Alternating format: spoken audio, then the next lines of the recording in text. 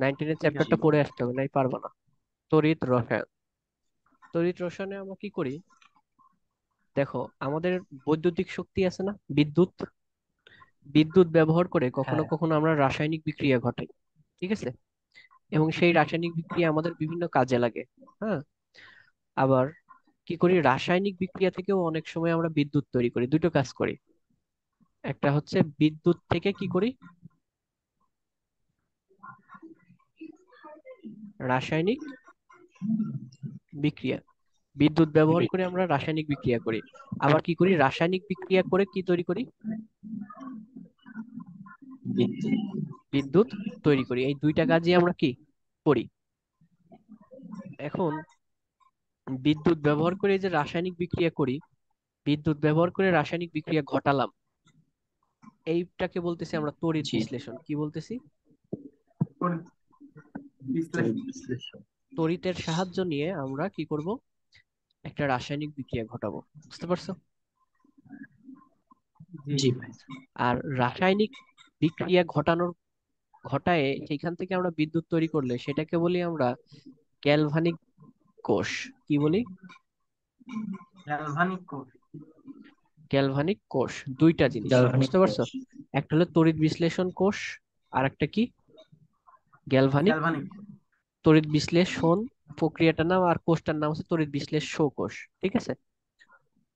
দুইটা জিনিস বুঝতে পারলে? তাহলে তড়িৎ বিশ্লেষ্য কোষ কি, যারা, যেখানে আমরা বিদ্যুৎ শক্তিকে ব্যবহার করে রাসায়নিক বিক্রিয়া ঘটাই, সেটা হচ্ছে তড়িৎ বিশ্লেষ্য কোষ।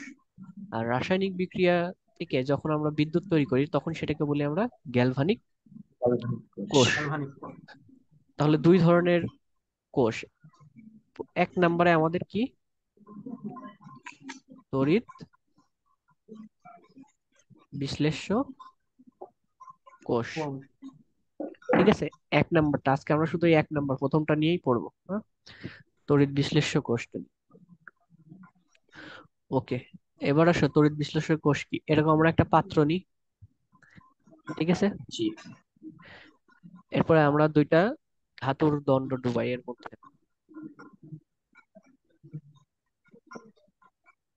ঠিক আছে? এই ধাতুর দণ্ড একটা তার দিয়ে একটা ব্যাটারির সাথে যুক্ত করলাম। ব্যাটারির এটা ধনাত্মক প্রান্ত, এটা ব্যাটারির পজিটিভ নেগেটিভ থাকে না রিফাত? জি ভাই। এটা পজিটিভ প্রান্ত, নেগেটিভ। পজিটিভ প্রান্তের সাথে এই যে এই ধাতুটা যুক্ত করছি, এটার নাম হচ্ছে অ্যানোড। এটার নাম কি? এটা ক্যাথোড। অ্যানোড। আর এটার নাম হচ্ছে ক্যাথোড। তাহলে অ্যানোডটা কি, পজিটিভ, তাই না? আর ক্যাথোডটা জি কি, ভাই। নেগেটিভ। নেগেটিভ। এর মধ্যে এখন আমরা একটা দ্রবণ দিব, সেটা হলো একটা রাসায়নিক দ্রবণ। হ্যাঁ। রাসায়নিক দ্রবণ হিসেবে আমরা বাইরে থেকে যোগ করে দিলাম জিঙ্ক সোডিয়াম নাকি? ক্লোরাইড। কি যোগ করে দিলাম? Sodium sodium. ক্লোরাইড। সোডিয়ামটা পানির মধ্যে এসে কি হবে, সোডিয়াম প্লাস আর ক্লোরিন মাইনাস। মাইনাস। তাহলে সোডিয়ামটা কি, ক্যাটায়ন, তাই না? জি। জি ভাই। আর এটা কি, অ্যানায়ন। অ্যানায়ন। আচ্ছা, তাহলে এই যে বাইরে থেকে আমরা বিদ্যুৎ শক্তি ব্যবহার করতেছি না, জি ভাই। তাহলে জি। বিদ্যুৎ শক্তি ব্যবহার করে আমরা বিক্রিয়া ঘটাবো, তাই না? বিক্রিয়াটা কি হবে? তাহলে অ্যানোডে একটা বিক্রিয়া হবে, আর একটা বিক্রিয়া কি কোথায় হবে, ক্যাথোডে। ক্যাথোডিক। অ্যানোডে কি বিক্রিয়া হবে? অ্যানোড নিজে কি বলতো, পজিটিভ না? পজিটিভ। তাহলে ও কাকে আকর্ষণ করবে, সোডিয়াম প্লাসকে নাকি ক্লোরিন মাইনাসকে? Chlorine minus. অ্যানোড নিজে পজিটিভ, তাই একটা নেগেটিভ জিনিসকে আকর্ষণ করবে, তাই না? জি। ক্লোরিনকে আকর্ষণ করলো।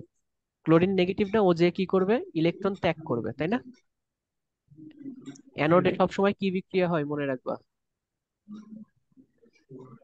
জারণ। জারণ। আর ক্যাথোডে কি হয়, জারণ বিক্রিয়া। বিজারণ। বিজারণ।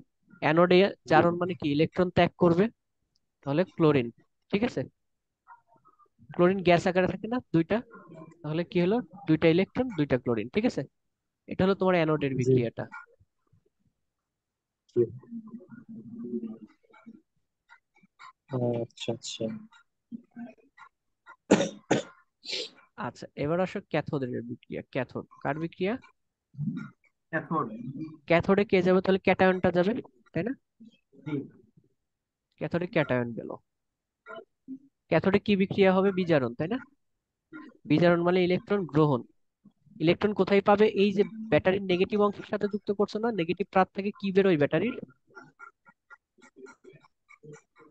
ব্যাটারির নেগেটিভ অংশ থেকে ইলেকট্রন বেরোয়, সবসময় মনে রাখবা। ইলেকট্রন। ঠিক আছে, তাহলে এই যে এই পাতে অনেকগুলো ইলেকট্রন আছে, অনেক, সেই ইলেকট্রন সোডিয়াম গ্রহণ করে কি হয়ে যাবে? সোডিয়াম ধাতু হয়ে গেল। সোডিয়াম বুঝতে পারছো? প্লাস। সোডিয়াম। তাহলে ও এইখানে কি সোডিয়াম। তৈরি হচ্ছে? অ্যানোডে কি তৈরি হচ্ছে? ক্লোরিন, তাই না? এই যে ক্লোরিন গ্যাস তৈরি হলো। আর ক্যাথোডে কি পাচ্ছ? তুমি শুধু ধাতুটা পাচ্ছ। বুঝতে পারলে? ক্যাথোডের গায়ে যে কি জমা হচ্ছে? ধাতু জমা হচ্ছে না?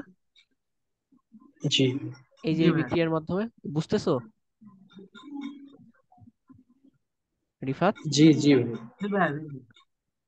আচ্ছা, তাহলে এখানে বুঝতে পারতেছে এই যে বিদ্যুৎ শক্তি আমরা ব্যবহার করে এই রাসায়নিক বিক্রিয়া দুইটা ঘটালাম, যে দুটার কি হলো,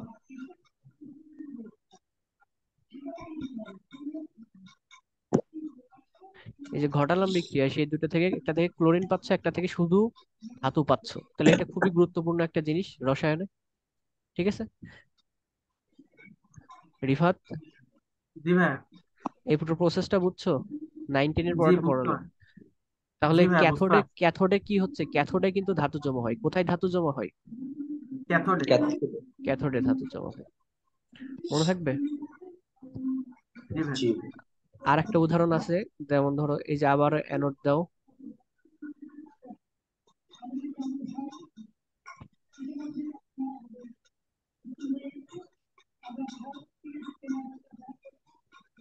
ক্যাথোড দাও ব্যাটারির পজিটিভ নেগেটিভ।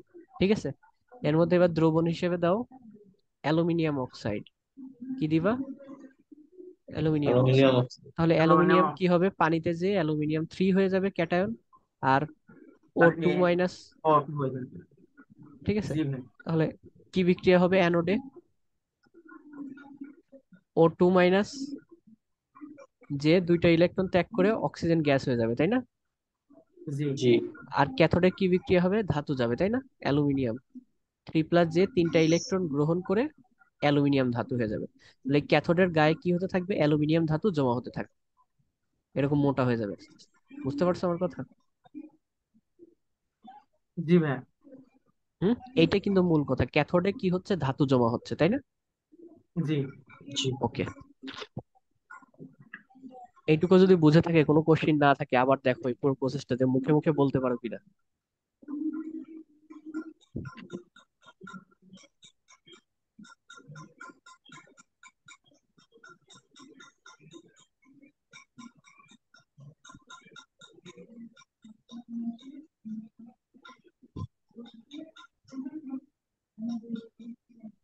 বুঝছো?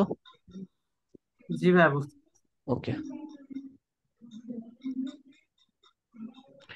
তো আগের যতটুকু ছিল ওইটুকু আমরা 9-10-এ পড়তাম। এখন ইন্টারমিডিয়েটে কি শুরু হলো? ইন্টারমিডিয়েটে এসে প্রথমেই আমাদের শুরু হলো ফ্যারাডের সূত্র দিয়ে। কি সূত্র দিয়ে? ফ্যারাডে। ফ্যারাডের সূত্র। এই যে আমাদের এর মধ্যে কি ছিল? অ্যানোড ছিল, আর কি ছিল?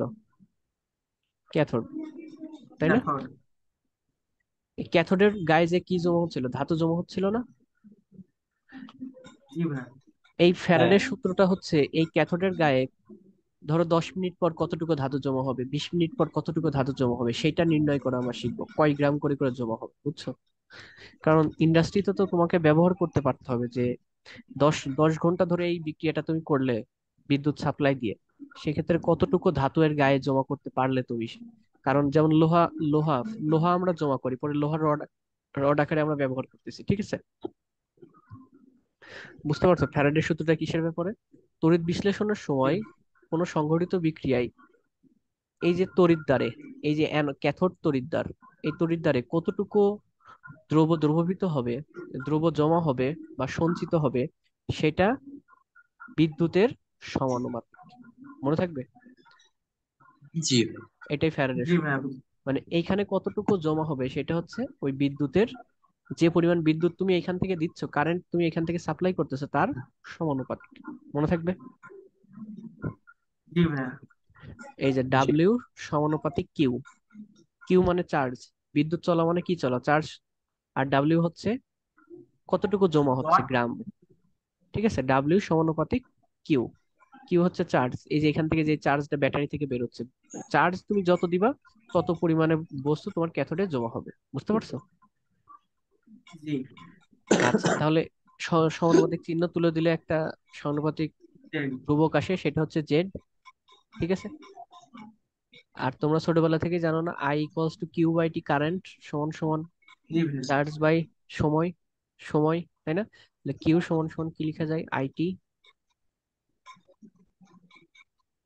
তাহলে জি এখানে ভাইয়া। বসাই দাও, কিউ সমান সমান আইটি বসাই দিলে কি হয়ে গেল, W equals to Z I T. মনে থাকবে আমার কথা? তা ভাইয়া, ডাব্লু সমান সমান জেড কিউ, তাহলে জেড ভাগ হবে না এটা?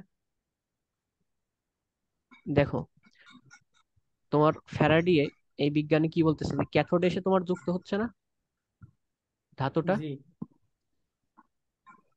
যেটা আমরা 9 টেনে শিখছিলাম, জি ক্যাথোডে। ভাই। এখান থেকে তুমি কারেন্ট প্রবাহ করতেছো না, এই যে ব্যাটারি লাগাইছে, তার মানে কি ব্যাটারিতে কারেন্টই দিবে তোমাকে, তাই না? জি। বলতেছে এই যে ওর গায়ে যত গ্রাম যুক্ত হবে, সেটাকে ডাব্লিউ দিয়ে লিখলাম, সেটা এখান থেকে যে পরিমাণ বিদ্যুৎ বা চার্জ তৈরি হচ্ছে তার সমানুপাতিক। বুঝতে পারছো? হ্যাঁ। ওকে। এখন এই যে সমানুপাতিক তুলে দিলে সমান সমান আনলে একটা ধ্রুবক আসে, জেড সেই কিউ। ধ্রুবকটা হচ্ছে, সেই ধ্রুবকটা হচ্ছে কিউ, তাই না? Sorry, Z. কিউ না, জেড। আউট হয়ে গেছে, স্টিল অ্যাসিস্ট্যান্ট পড়াচ্ছিল, জেড। ঠিক আছে। এখন কিউ সমান সমান আই ইকুয়ালস টু কি লিখতে পারি, Q by T. Q Q সমান বাই টি। সমান কি, আইটি। তাহলে জেড সমান সমান আইটি লিখে দিতে পারি, ডাব্লিউ সমান সমান জেড আইটি। ঠিক আছে, মনে জি। থাকবে? হুম। এবার আরো দেখো, এই সূত্রটা, এখানে জেড এর মান কি আমরা জানি, জেড বের করা শিখছি আমরা, জেড। না, জেড বাই। জেড তো আমরা শিখি নাই। এখন আমরা জেড এখানে ভাই ধ্রুবক না? কারেন্ট আই জানি, টাইমও জানি, তোমাকে অঙ্কে বলেই দিবে যে এত অ্যাম্পিয়ার কারেন্ট দিল, এত ঘন্টা ধরে, 5 ঘন্টা 10 ঘন্টা ধরে বলেই দিবে। জেড, জেড হচ্ছে এম বাই এন এফ, মনে থাকবে? M by, N A. M হচ্ছে তোমার আণবিক ধর। ভর, এন হচ্ছে মোল, এন হচ্ছে ইলেকট্রন সংখ্যা, যেটা কি করে, আদান প্রদান করে। ঠিক আছে।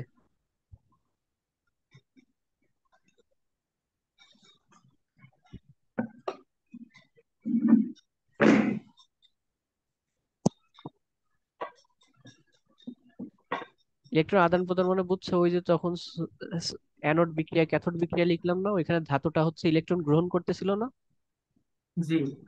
ওই ধাতু কয়টা ইলেকট্রন গ্রহণ করে সেইটার পরিমাণ, কখনো একটা করে কখনো দুইটা করে। বুঝতে পারছো? জি ভাই। আর এফ হচ্ছে ফ্যারাডে কনস্ট্যান্ট, 96500 কুলম্ব। তাও ঠিক আছে, 96500 কুলম্ব। বুঝতে পারছো? জি। তাহলে এই জেড এর মানে এখানে বসাই দাও, তাহলে কি আসে, W equals to MIT by IT NF. By. বুঝতে পারছো? জি ভাইয়া, বুঝতে পারছি। এই সূত্রটাই আজকের পড়া, এবং এই সূত্র দিয়েই ম্যাথ গুলো করবো আজকের। বুঝতে পারলে তোমরা পুরোটা? এই জেড এর বাংলা নাম কি? যে বাংলায় ওই বইয়ে দেখো, বই পড়ার সময় পাবা। জি ভাই। কি সংকোচ, কি ধ্রুবক যেন বলে। আচ্ছা যাই হোক, এই এই সূত্রটা বুঝছো, W equals to MIT by NF. খাতায় লিখো।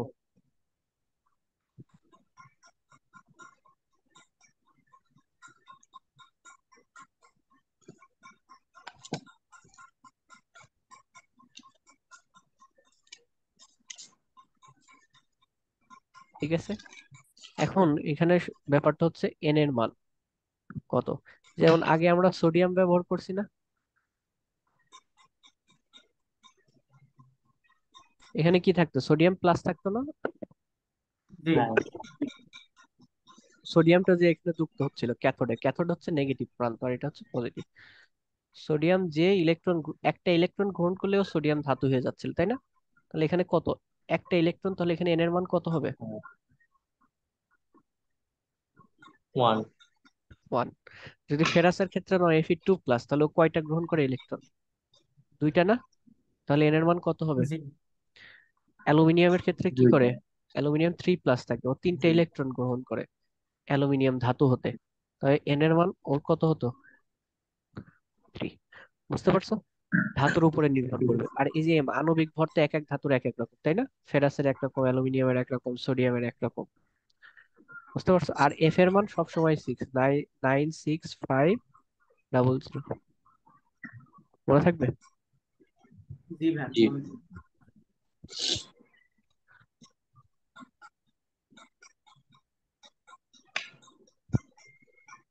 এই যে জুবাইর দেখো, এটাকে তড়িৎ রাসায়নিক তুল্যাঙ্ক বলে। এই যে দেখো মোটা করে লেখা নিচে।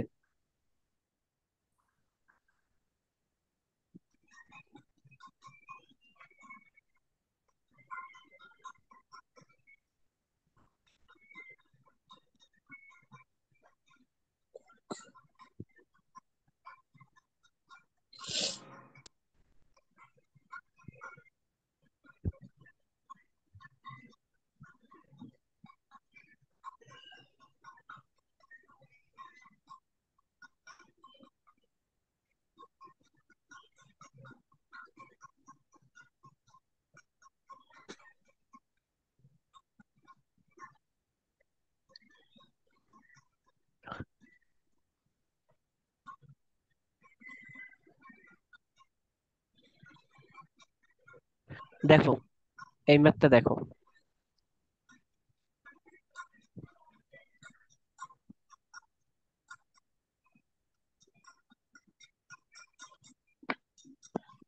5 অ্যাম্পিয়ার বিদ্যুৎ, তাহলে বিদ্যুতের পরিমাণ কত, আয়ের মান হচ্ছে 5 অ্যাম্পিয়ার, তাই না? আসবো। জি 60 মিনিট, টাইম কত, 60 মিনিট। মিনিটকে সেকেন্ড করতে গেলে 60 দিয়ে গুণ, 3600 সেকেন্ড, তাই না? আচ্ছা। আর হচ্ছে কপার, এখানে ধাতুটা কে, কপার না? কপার কপার সালফেট, তার মানে কপার কত প্লাস। প্লাস? 2+। 2+, তাই না? কপার 2+, আর সালফেট 2-। চালনা করলে তড়িৎদ্বারে কি পরিমাণ কপার সঞ্চিত হবে? বুঝতে পারছো সূত্রটা? জি হ্যাঁ। তাহলে ডাব্লিউ ইকুয়ালস টু কি, এমআইটি বাই এনএফ এনএফ। কপারের আণবিক ভর কত? দেখবা 63.5। 63.5। ফাইভ আই হচ্ছে কারেন্ট কতটুকু যাচ্ছে, আই এর মান হচ্ছে 5, সময় হচ্ছে 36। 5 অ্যাম্পিয়ার। এন, কয়টা ইলেকট্রন কপার গ্রহণ করতে হবে কপারের? 2টা। দুইটা, তাহলে এন এর মান কত, 2। আর এফ কত, 96500, নয় তাই না? হাজার ছয়শো পঞ্চাশ 800। ডাবল জি। জিরো তো না, মনে হয় ট্রিপল জিরো, আমি ভুল পড়াচ্ছি। 3 শূন্য এই যে। ঠিক আছে, এটা বসালে যা আসে ততটুকু কপার। আচ্ছা।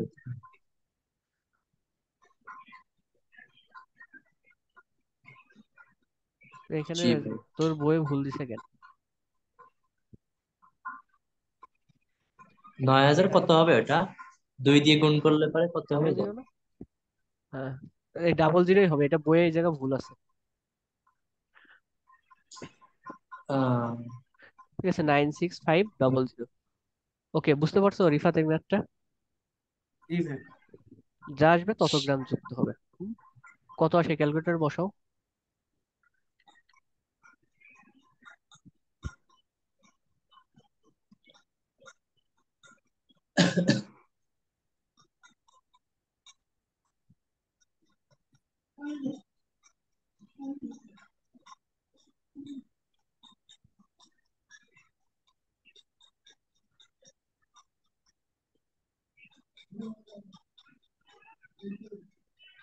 কত গ্রাম আসে রিফাত? 5.92। হ্যাঁ 93, 5.93। 5.93 গ্রাম, তাই তো? জি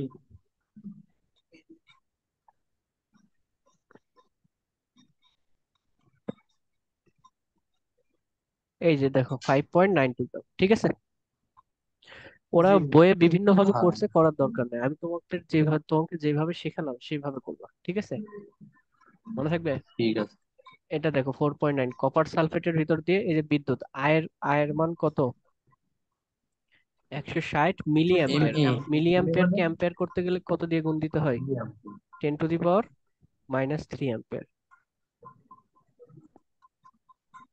ঠিক আছে, তো বুঝতে কত পারলে। দিলাম 10 to 3। জি ভাই, মিলি ভাগ করলে ভাগ করতে হবে, তাই তো? হুম, মিলি অ্যাম্পিয়ারকে অ্যাম্পিয়ার করলাম আর কি। আচ্ছা, 40 মিনিট, তাহলে টাইম কত? 40 মিনিট গুণ করলে সেকেন্ড হয়ে গেল, তাই তো, যত সেকেন্ড হয়। 2400।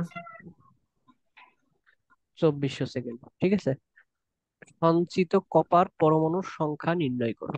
কি বের করতে বলছে? কপার পরমাণুর আর সংখ্যা। পরমাণুর আগে সংখ্যা। আগে ডাব্লিউ বের করো। ডাব্লিউ কি? MIT/NF, তাই না? জি ভাই। ক্যালকুলেটরে বসাও, M 63.5, আই বসাও, টি বসাও, N 2, কপার না, N এর মান আবারও 2, আর F বসায় দেখো কত কত গ্রাম আসে।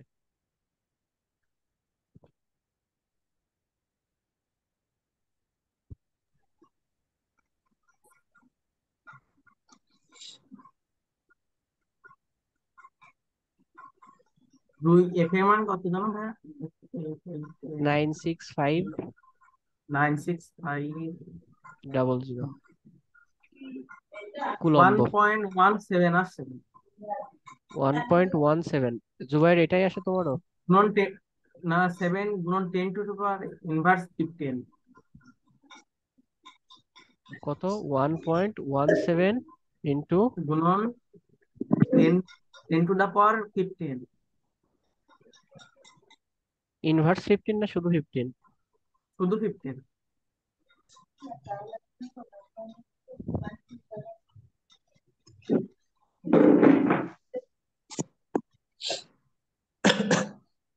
জুবাইর করছো ম্যাথটা?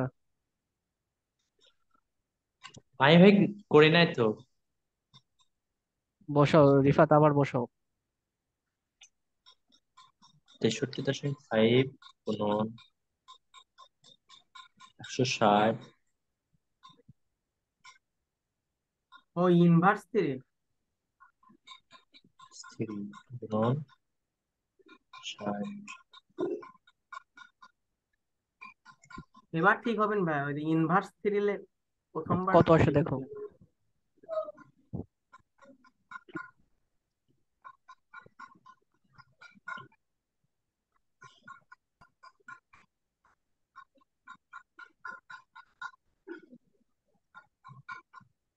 0.126 আসছে।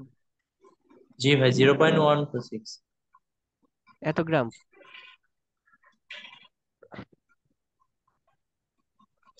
এত গ্রাম? জি জি জি। জি জি। আচ্ছা, তাহলে কপারের এত গ্রামে অনুর সংখ্যা কত বের করতে পারবা? কপারের আণবিক ভর কত?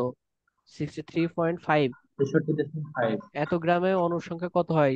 অ্যাভোগাড্রো সংখ্যা 10⁻23T, তাই না? জি এক জি ভাই, গ্রামে যে অনুর সংখ্যা কত? সিক্স পয়েন্ট 3800 জিরো টু ওই ইন্টু অত। 10⁻23 ভাগ 63.5, আর হচ্ছে যে এত গ্রাম, 1 to 6 গ্রামে কত? পারবা না? যে ভাই, এরকম করা যায় না? W/M সমান হ্যাঁ, সমান করা যায়, N করা বাই। যায়, করবা করবা, সমস্যা নেই। রিফাত বুঝতে পারছো? জি ভাই। 2 ইন্টু 10⁻23 ওয়ান পয়েন্ট গুণ, ওয়ান নাইন গুণন 10 to the power ইনভার্স 21। এটা কি মিলছে অ্যান্সার? জি ভাই। জি ভাই মিলছে। ওকে, তাহলে বুঝতে পারছো, যাই আসুক তুমি এই ফর্মুলা ব্যবহার করে করবে, ওরা যেভাবে করুক করুক, ঠিক আছে। জি ভাই। আচ্ছা।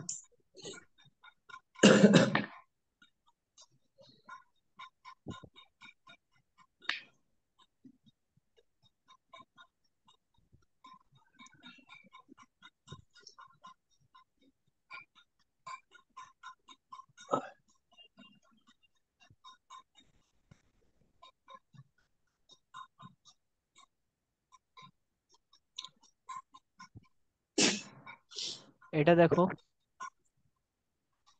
সিলভার নাইট্রেট এত অ্যাম্পিয়ার বিদ্যুৎ কতক্ষণ ধরে প্রবাহিত এখানে করলে সিলভার নাইট্রেট, সিলভার এটা সবচেয়ে nitrate, silver plus nitrate minus, T বের করতে হবে, তাই তো? W equals to MIT by NF. তোমার এখানে টি বের করতে বলতেছে তাই না? টি, জি। ডাব্লিউ দেওয়া আছে তোমাকে, এই যে এত গ্রাম। এম সিলভারের জন্য নিবা তুমি শুধু, তাই না? সিলভার সিলভারের আরো নির্ভর করতে হবে না? 107 বসাবা। 107। সিলভার কয়টা ভাই সিলভার এগুলো প্লাস থাকে? একটা ইলেকট্রন গ্রহণ করে সিলভার হয়। তাহলে এন এর মান, মান বসাবা 1, এফ বসাবা 96500। বুঝছো রিফাত, পারবা না? জি ভাই। করবা। এই সমস্যা হলো যে এই আণবিক ভর যদি না দেয়া থাকে তাহলে তো সমস্যা হবে। দেওয়া থাকবে। এত বড় বড়।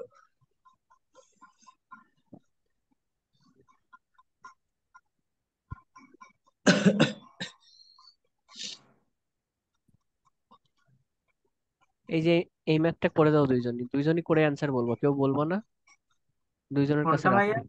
এই যে এটা।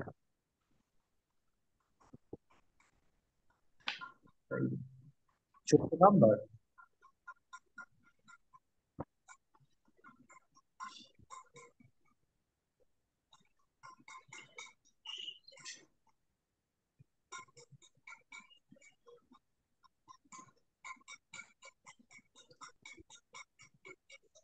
মানে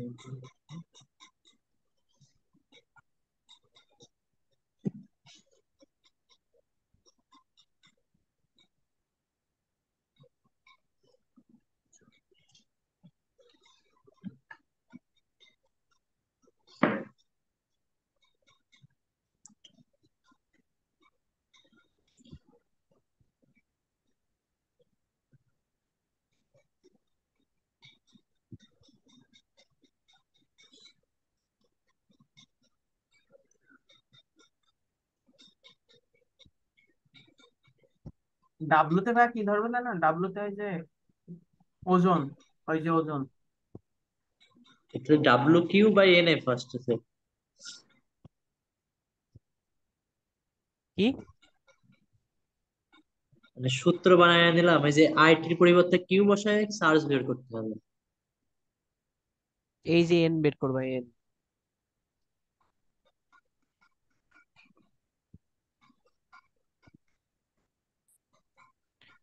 এনই চার্জ না?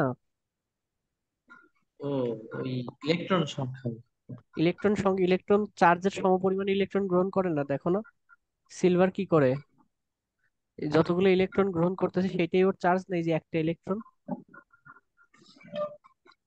আচ্ছা এন বের আচ্ছা। করো। আর এফটা কি ভাইয়া? এফ। এফ এর মান বারবার পড়ো, নাইন সিক্স ও ফাইভ না ডাবল জিরো না। মুখস্থ করে হ্যাঁ। ফেলো।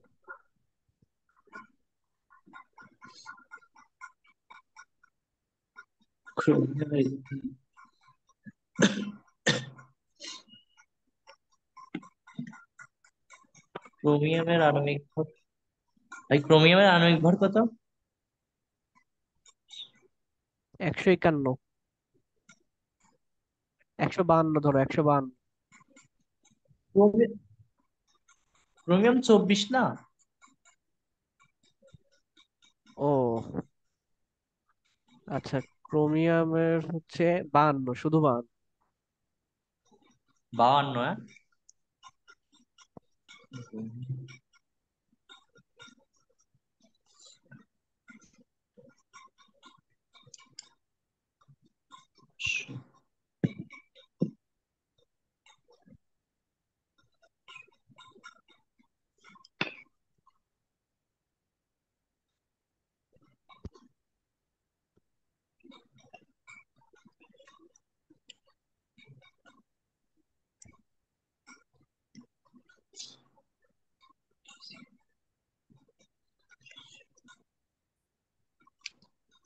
ভাই 0.296387 এমন আছে এন এর মান।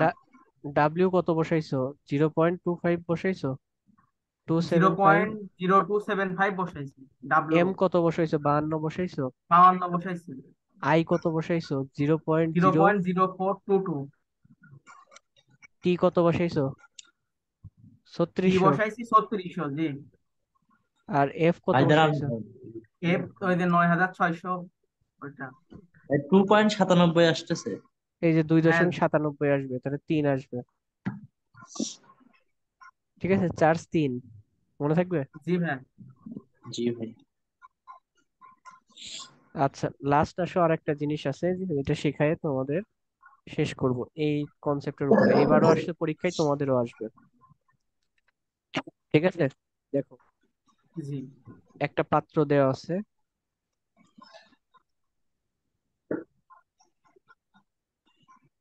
অ্যানোড, এই যে ক্যাথোড, ধনাত্মক পার্ট, ঋণাত্মক পার্ট। এখানে কারেন্ট আই হচ্ছে 5 অ্যাম্পিয়ার। কয় অ্যাম্পিয়ার? 5 অ্যাম্পিয়ার। পাঁচ। টাইম হচ্ছে 10 মিনিট।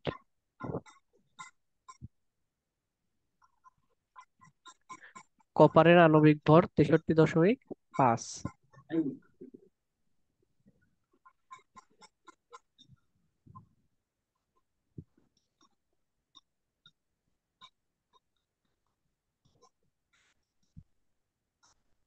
এখানে একটা দ্রবণ নিছি না? এটা কিসের দ্রবণ নি? কপার সালফেট, তাই না? জি। জি যার ভাই। ঘনমাত্রা 1 মোলার। কত মোলার? 1 মোলার। 1 মোলার। 1 মোলার। তো বলতেছে 10 মিনিট, 5 অ্যাম্পিয়ার কারেন্ট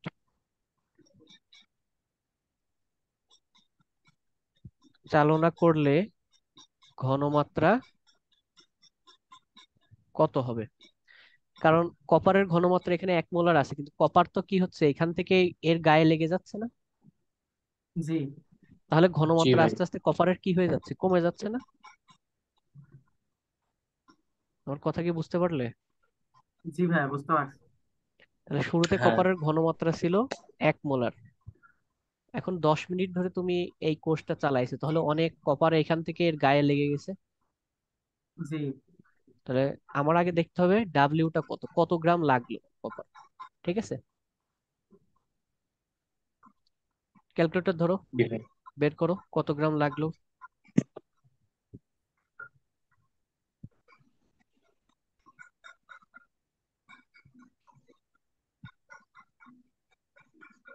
দুইজনই বলো কত আসে। হ্যাঁ, যে 919, মানে 91, 91.62। 0.98।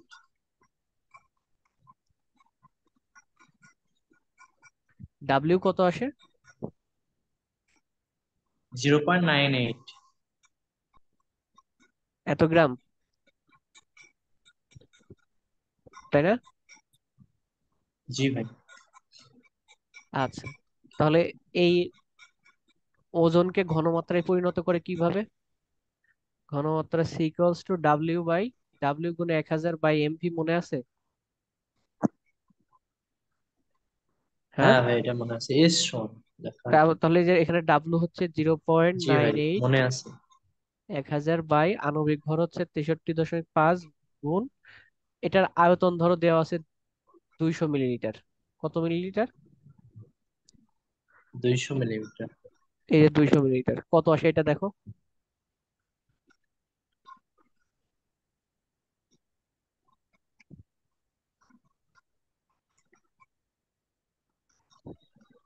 0.077। জিরো। 77। রিফাত, তোমারও এটা আসে? কারণ আমারটা একবারে আবার হচ্ছে না।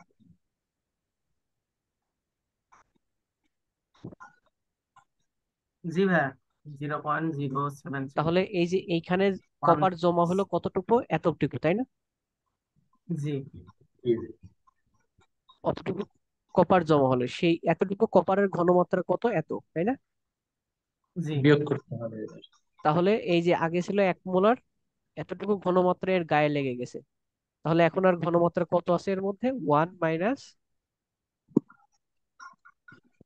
বর্তমান ঘনমাত্রা। বুঝতে বুঝতে পারলে অঙ্কটা?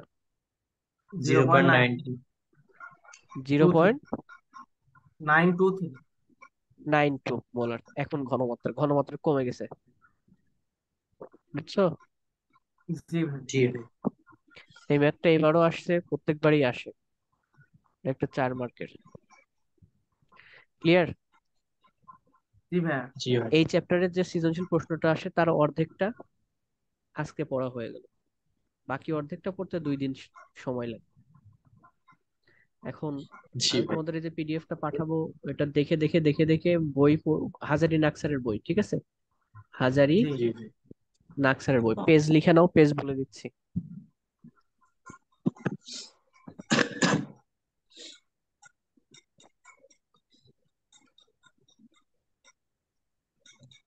পেজ 559 থেকে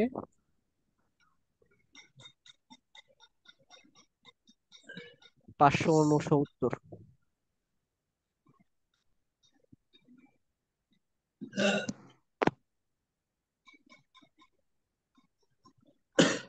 ঠিক আছে রিফাত, বুঝছো? জি ভাই। এটা কালকেই দিবা, ওকে? মনে থাকবে? জি ভাই। পরশুদিন কিন্তু আবার পড়াবো। আর এই চ্যাপ্টারটা এমন জি ছোট ভাই।